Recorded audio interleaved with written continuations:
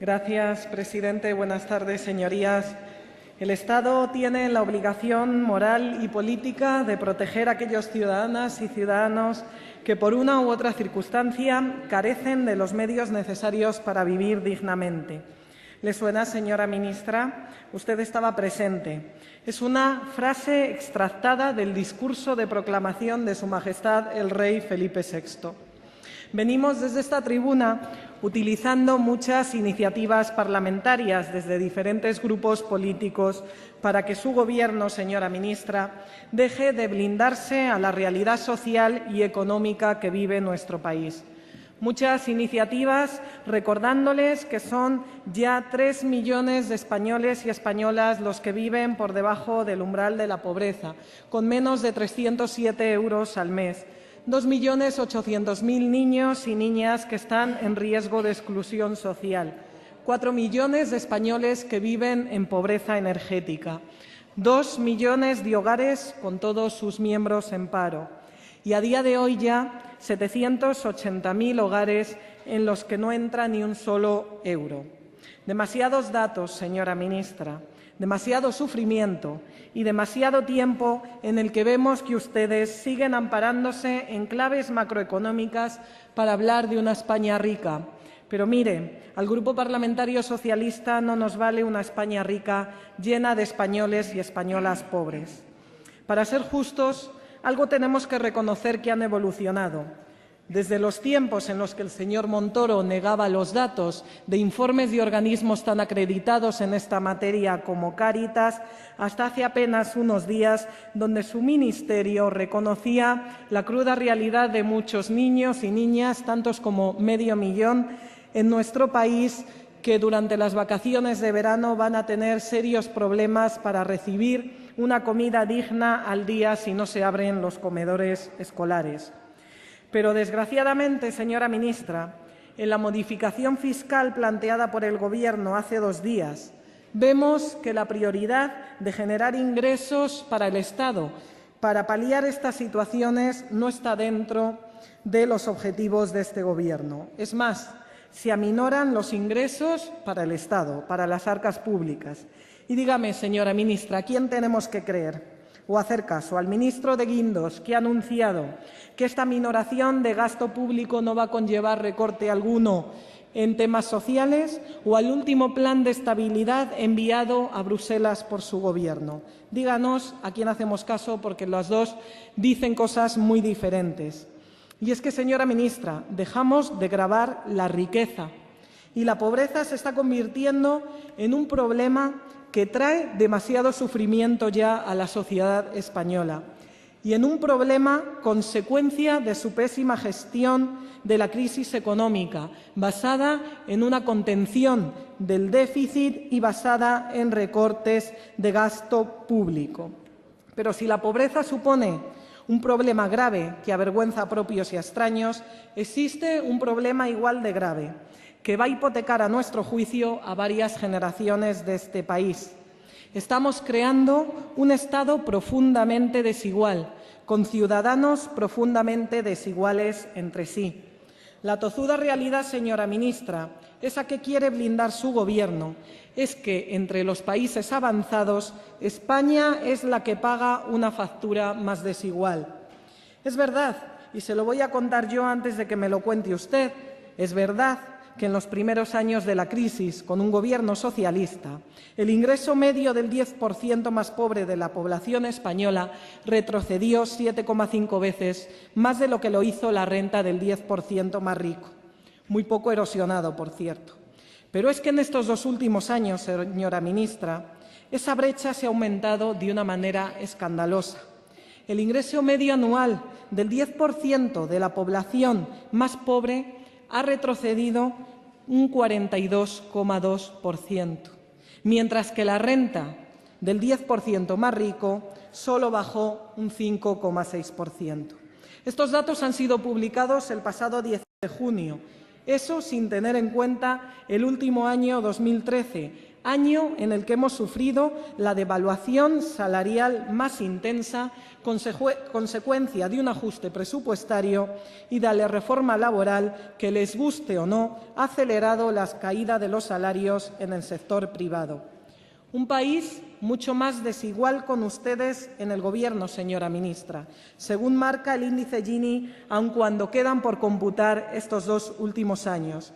Y nos preocupa especialmente la desigualdad que sus políticas están generando en 3 frentes: desigualdad en el acceso a los servicios públicos, desigualdad salarial y desigualdad de género. La desigualdad en el acceso a los servicios públicos, tales como la sanidad, con el repago establecido por su ministerio, repago que está dificultando la continuidad de tratamientos, especialmente en pacientes crónicos. A este repago le tenemos que sumar el aumento de la desigualdad en el propio acceso al Sistema Nacional de Salud, derivado de su Real Decreto 16/2012, al excluir 1 millón de personas por el mero hecho de haber nacido en un lugar distinto a nosotros. ¿Qué mayor muestra de desigualdad necesita, señora ministra? Al ámbito de la sanidad tenemos que sumar las dificultades de acceso cada vez más latentes a una educación pública en todos sus niveles, con un aumento brutal de las tasas universitarias, que están produciendo situaciones tan vergonzosas como las que todos hemos leído alguna vez en algún diario. Rectores universitarios participando literalmente en colectas para que algunos de sus alumnos no abandonen la carrera. Mire, hace 10 días se hacía público que en mi comunidad, en Castilla y León, este curso 1.600 estudiantes con derecho a beca no la iban a recibir. Con la herencia socialista, señora ministra, esto no pasaba. Están ustedes atacando a la línea de flotación del sistema educativo, que garantizaban la igualdad de oportunidades a través de un sistema de becas. Becas como derecho, que su Gobierno quiere derivar a un sistema de préstamos. ¿Está usted de acuerdo en las palabras del ministro Wert y de la secretaria de Estado de Educación? ¿España tiene que derivar hacia un sistema de préstamos sustituyéndolo por el sistema de becas sustituyéndolo por el sistema de préstamos? Ustedes han recortado un 40% las ayudas a préstamos de libros entre el 2012 y el 2013.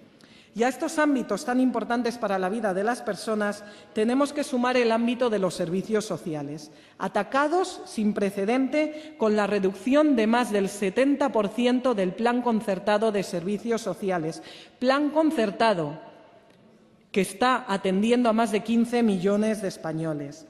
Atacados sin precedente con la entrada en vigor de la reforma de la Administración local, reforma que elimina las competencias de servicios sociales a las administraciones más cercanas al ciudadano. Pero si algo va a quedar en su debe como ministra, va a ser la drástica paralización de la Ley de Dependencia, que hacía precisamente más digna la calidad de vida de quienes necesitan de otros para vivir. Está usted, y se lo dije en el anterior pleno, atendiendo a menos dependientes que cuando llegó usted al ministerio. Y no es precisamente porque haya menos dependientes. Existen residencias que están presentando concursos porque no se les conciertan plazas. En mi provincia tengo un ejemplo. Y son ustedes los que iban a profesionalizar los cuidados de los dependientes. ¿Sabe qué dependientes? Los que se los puedan pagar, los que se lo puedan permitir. Señora ministra, la desigualdad salarial nos preocupa también. Como ya conoce, según los últimos informes, una mujer tendría que trabajar una media de 82 días más que un hombre para cobrar lo mismo. ¿Por qué sucede esto? Sencillamente porque los hombres casi siempre son los que mayor disponibilidad horaria tienen, porque casi siempre son los hombres los que menos problemas tienen a la hora de conciliar su vida laboral y familiar. Y ustedes hace poco han perdido una oportunidad de oro tras aprobar en el Consejo de Ministros el proyecto de ley de empresas para el buen gobierno al no introducir un sistema de cuotas como el establecido en Alemania para el sector privado. ¿Nos puede explicar usted, señora ministra, qué medidas concretas introdujo la reforma laboral para atajar toda esta desigualdad? Como ministra de Igualdad la compete. Yo se lo cuento porque sé que usted no me lo va a contar. Limita y condiciona el derecho de jornada reducida. limita y condiciona el permiso de lactancia, elimina las bonificaciones para las empresas que vuelven a contratar a mujeres que han estado en excedencia por nacimiento de hijo. Señora ministra, la pobreza en nuestro país tiene rostro de mujer. No podemos seguir dificultando el acceso al mercado laboral de las mujeres y mucho menos convertir el nacimiento de hijos en un factor añadido de pobreza. ¿Cuántas veces, señora ministra, ha comparecido usted como ministra de Igualdad en la Comisión de Igualdad de esta Cámara? ¿Se acuerda? Ni una. Ni una. Ni siquiera para venir a explicar las líneas generales de su ministerio. ¿Las tiene? Después de 2 años y medio de gobierno no las conocemos. Entre usted, que no ejerce de ministra de Igualdad, y su compañero, el ministro de Justicia, que parece que tiene un problema con la libertad de las mujeres, nos van a devolver a las mujeres españolas a cotas de libertad propias de los años 80. Porque yo me hago la siguiente reflexión. Si un accidente de tráfico con fuga posterior es una cuestión que se dirime en el ámbito familiar, cuando una mujer quiere ser madre o no, ¿eso no se dirime en el ámbito familiar? ¿Eso lo tiene que decidir un ministro de determinado gobierno? Sinceramente, señora ministra, su gobierno está demostrando ser una máquina de crear desigualdad, que parte de una diferencia estructural entre lo que para ustedes es rentable y lo que para nosotros supone un servicio público, entre para lo que ustedes significa gasto y para nosotros supone inversión. Echen un vistazo a los informes de Oxfam o al informe bianual que hoy ha presentado UNICEF. Puede que si les hacen un poco de caso, la situación para aquellos millones de personas a los que la vida no les sonríe mejore al menos un poco. Muchas gracias. Gracias, señoría. Presidente, ¿se da cuenta, señora ministra, cómo sigue blindada en su realidad? Yo lo que no sé es si cuando usted se reúne en la sede del Ministerio con las organizaciones del tercer sector es capaz de mirarles a los ojos y mantener el mismo discurso que hace aquí. Porque usted acaba de vender el plan de inclusión y los 17 millones de euros como una bondad y como un plan de inclusión muy ambicioso. ¿Sabe lo que han dicho las organizaciones del tercer sector de ese plan? 17 millones de euros para luchar contra la pobreza infantil durante 4 años. 4 años, dividido por 2.800.000 niños y niñas, toca a 1,5 € por niño y niña. Esa es su medida más arrolladora para luchar contra la pobreza infantil. Y viene aquí y la explica sin ningún rubor. Decía usted que por qué no habíamos votado en contra en 2010 cuando se establece el recorte. Ya estoy muy cansada de oír eso, la voy a contar.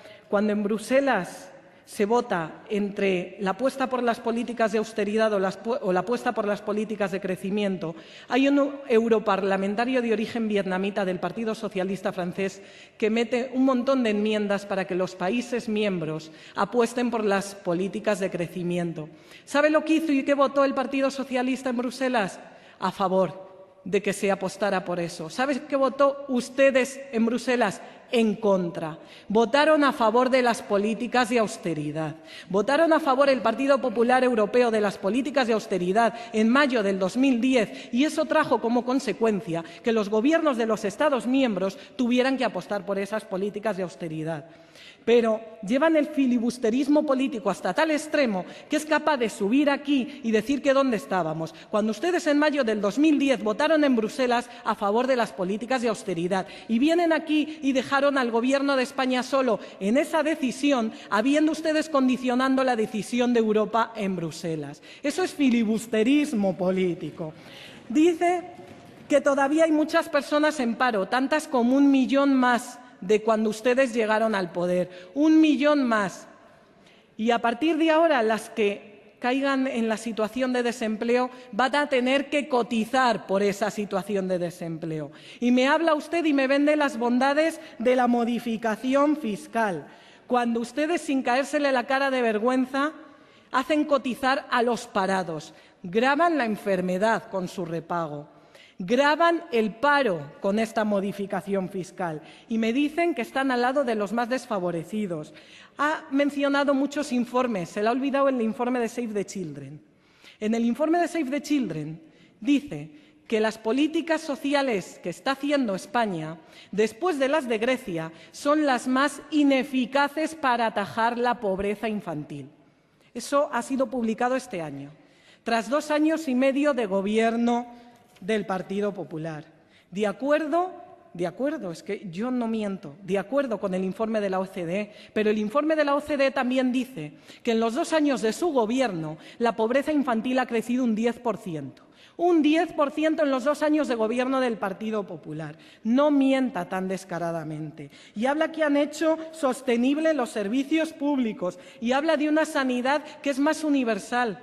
¿Una sanidad más universal? Si han expulsado del Sistema Nacional de Salud a 1 millón de personas. ¿Cómo tiene la desfachatez de subir aquí y decir que han hecho sostenible el Sistema Nacional de Salud? Y hablan de una educación más pública y están recortando sistemáticamente las partidas de becas.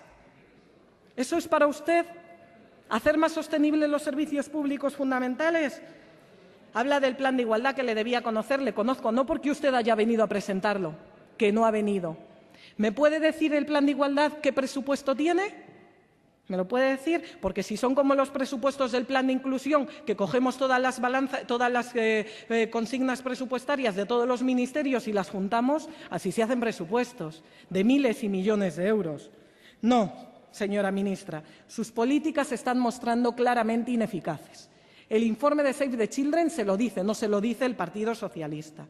Las medidas hay que tomarlas ahora, no cuando se salga de la crisis, porque si no estaremos condenando a la pobreza a varias generaciones. Están ustedes ejerciendo, y se lo hemos dicho aquí, un cambio de modelo, donde la protección social del Estado va a pasar a un sistema de caridad y beneficencia, donde ustedes se sienten más cómodos. No digan que están al lado de las personas más vulnerables. Eso es un insulto a la inteligencia de todos los españoles. Muchas gracias. Gracias, señoría.